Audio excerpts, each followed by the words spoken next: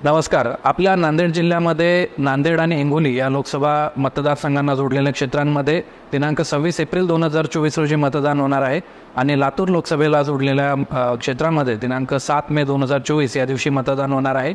मतदान ओळखपत्र किंवा एपिक कार्ड हे जर आपल्याकडे नसेल तर त्याला 12 वेगवेगळे पर्यायसुद्धा माननीय भारत निवडणूक आयोगाने दिलेले आहेत.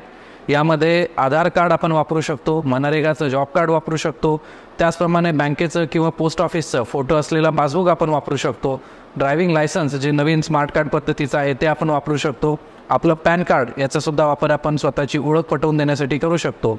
त्याचप्रमाणे जर आपला भारत सरकारचा पासपोर्ट असेल त्याचासुद्धा वापर होऊ शकतो. श्रम विभागाने जारी केलेलं हेल्थ इन्शुरन्स स्मार्ट कार्ड आपण वापरू शकतो. ज्या लोकांकडे NPRचं स्मार्ट कार्ड आहे त्यांना ते वापरता येईल. शासकीय अधिकारी कर्मचारी यांच्यासाठी त्यांच्या शासकीय कार्यालयाचं आय कार्ड वापरता येईल. लोकप्रतिनिधींना एक विशिष्ट आय कार्ड मिळत असतं ते सुद्धा त्यांना वापरता येईल. पेन्शनर्स असतील त्यांना त्यांचं पेन्शनचं फोटो ID कार्ड वापरता येईल.